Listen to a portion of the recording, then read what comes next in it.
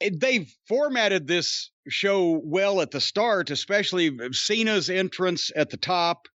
Blew the roof off the building. He comes out with energy, enthusiasm. He acts like a superstar. He's a movie star. He's majorly over. That's something you can't replicate and something the WWE hadn't been able to replicate here lately. I like the way that they, for the television viewer, and that's what they're doing it for, I like the way they have the talent come out and do the entrance, and then they show the couple of minute history packages to bring people up to date. It's got to be awkward as fuck because they're on live TV, for the talent to stand in the ring and wave at everybody while that, video is playing, because even though obviously the talent comes out and then they cut the lights down and they go to the video for the live event, it's just like when you come out with that emotion and energy and you want to cut a promo, but you got to stand there and watch that video package, it's hard on the talent. But you couldn't see this with John because he's fucking brilliant. As soon as they came back and they showed last week his return challenging Reigns, Heyman had interrupted him last week and was great and dooted Cena's music. That's not Cena's music. I don't know what you just did. Well, whatever. Heyman was dooting it. Reigns had blistered Cena last week for not changing his gimmick. It was like the missionary position. It just gets old after a while. And he turned down the challenge and accepted Finn Balor's challenge. That's what Reigns did last week. So anyway, Cena does his promo. I mean, it's fucking great. He's not acting. He's being him. He's got great delivery. He's got great vocabulary. He's witty. It seems natural. Obviously, he's gone over this material and added his own and made it his own, telling a story, but it's just so heads and shoulders above what most people are doing these days. And his story was he didn't change because it's him.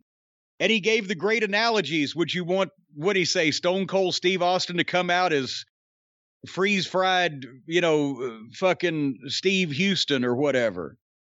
He fired the crowd up. It was a great performance. It's worth whatever they're paying John Cena right now for John Cena to be on any of their shows anywhere. And he pretty much roasted Roman Reigns. And I'm thinking, okay, this is really good way to open. And then here, all of a sudden, here comes, apparently now it's homeless Corbin.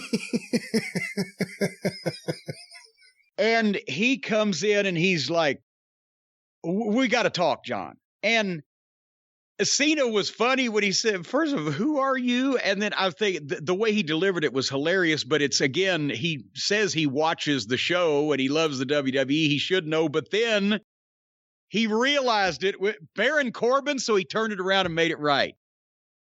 That's you, Baron Corbin? Because he didn't recognize him. And Corbin tells the story of sorrow and woe that would bring a tear to a glass eye about how he's, bankrupt and penniless and everything's gone wrong. And they made jokes about his dick not working.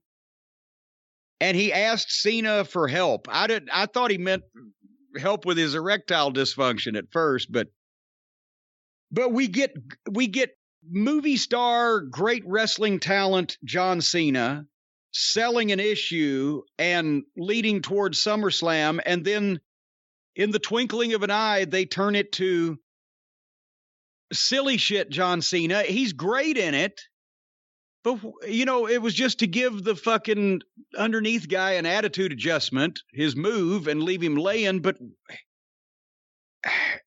I mean, John's great at everything, but why did he have to be silly when they're talking about the main event at fucking SummerSlam? But anyway, that's what they did there. What'd you think? Really good promo for the most part.